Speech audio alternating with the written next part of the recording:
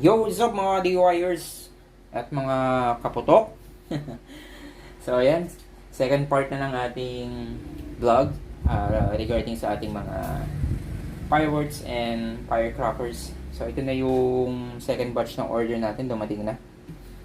So, galing pala ito kay Miss Marites Tobes.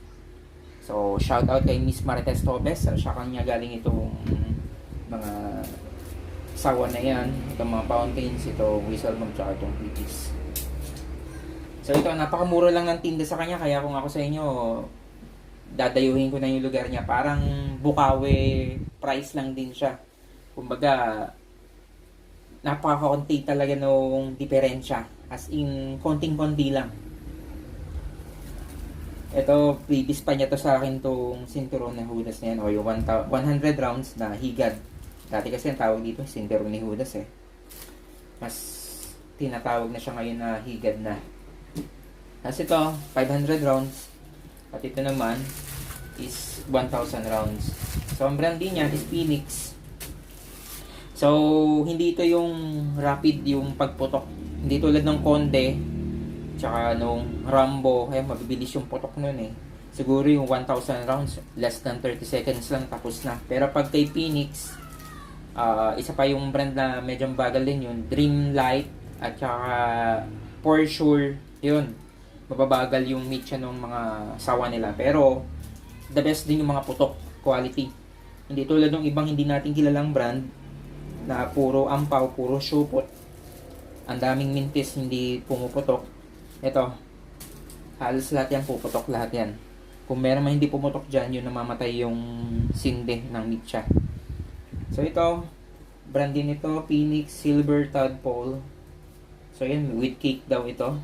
So may crackling siya na para ding fireworks. Tsaka ito.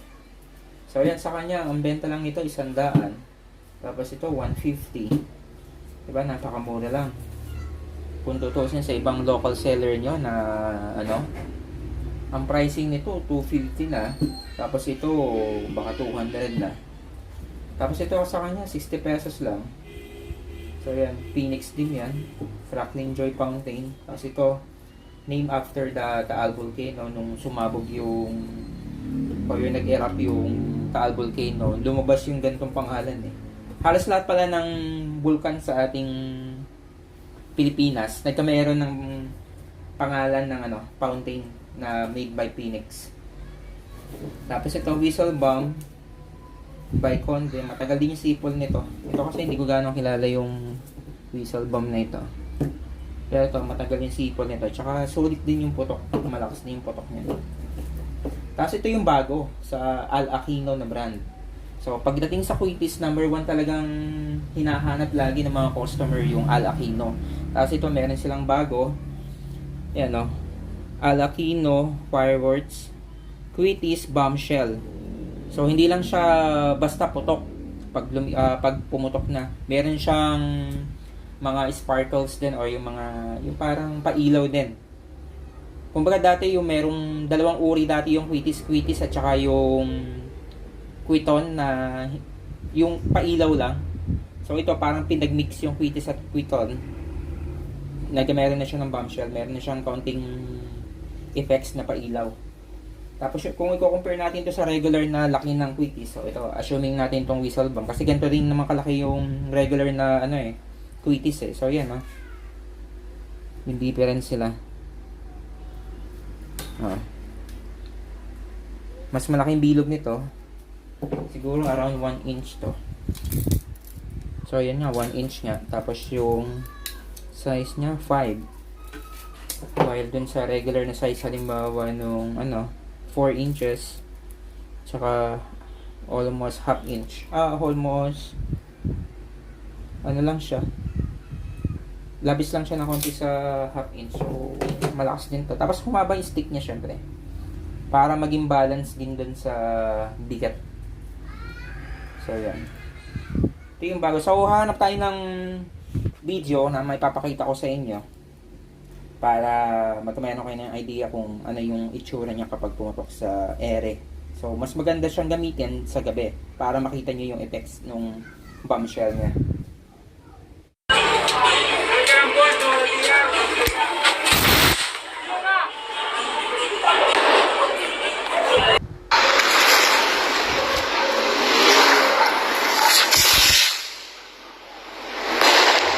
So, yung presyo niya pala nito kay Miss Marites, 18 pesos lang hanggang ngayon. Baka by December, tumaas na daw. Kaya hanggat hindi pa umabot ng December, punta na kayo sa shop niya. So, yung shop niya ay located sa along the highway ng Santo Tomas sa Barangay San Pablo.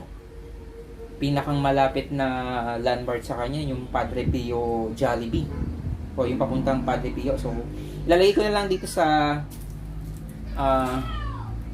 ayan, i-flash ko na lang pala sa screen yung Google Map na pwede nyong ipin sa inyong Waze or Google Map. So 18 pesos ang SRP niya nito. Tapos kung sa Bukawi kay dadayo, parang kaunti lang naman talaga yung diferensya ng presyo sa kanya. Sa kanya, makapagbenta lang siya, matuwa lang yung mga bumibili sa kanya. Tapos ito, previous pa niya to sa akin, no?